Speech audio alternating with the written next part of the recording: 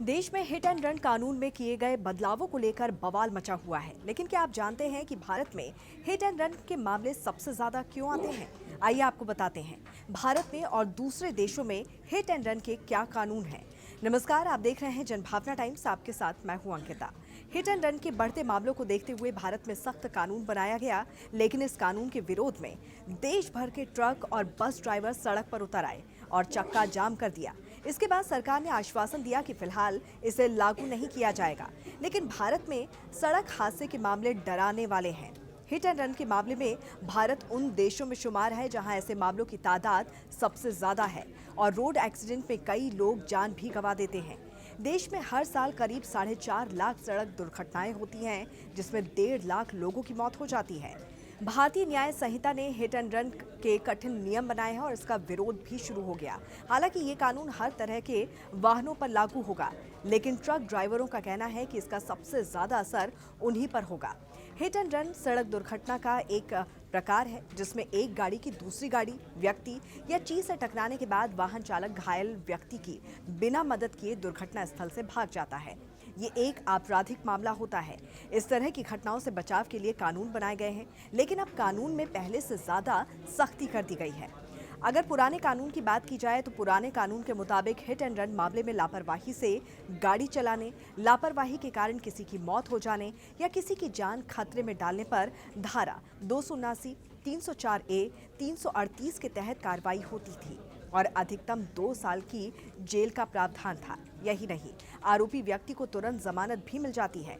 भारतीय न्याय संहिता की धारा 104(2) के तहत हिट एंड रन मामले में आरोपी के खिलाफ अब सख्त एक्शन लिया जाएगा। इसके तहत लापरवाही या तेज गाड़ी चलाने के कारण किसी व्यक्ति की मौत हो जाती है और आरोपी ड्राइवर बिना पुलिस को सूचित किए मौके से फरार हो जाता है तो उसे 10 साल की सजा के साथ ही 7 लाख रुपए का जुर्माना भी देना पड़ सकता है।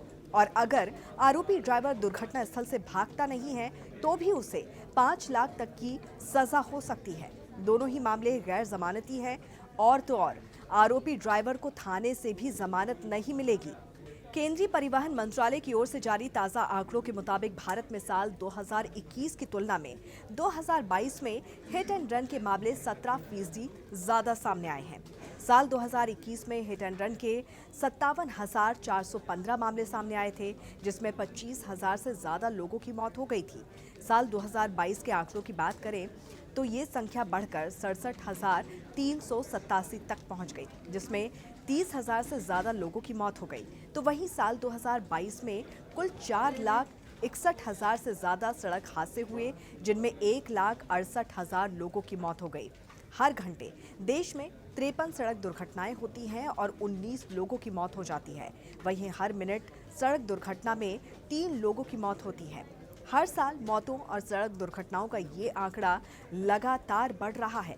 विशेषज्ञों की माने तो भारत में हिट एंड रन के मामले ज्यादा होने की मुख्य वजह है लापरवाही से गाड़ी चलाना और गैर जिम्मेदाराना व्यवहार। ज्यादातर लोग सड़क नियमों का पालन ही नहीं करते हैं।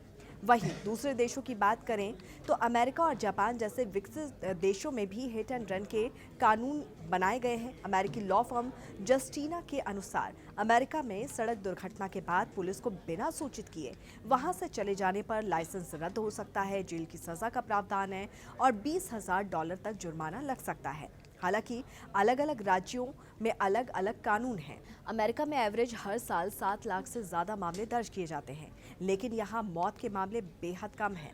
जापान में सड़क यातायात अधिनियम के अनुसार हिट एंड रन केस में आरोपी ड्राइवर को अधिकतम 7 साल जेल की सजा या 1 मिलियन येन तक का जुर्माना लग सकता है और अगर दूसरे व्यक्ति को गंभीर चोट नहीं लगी है तो आरोपी ड्राइवर को दंड से छूट भी मिल सकती है।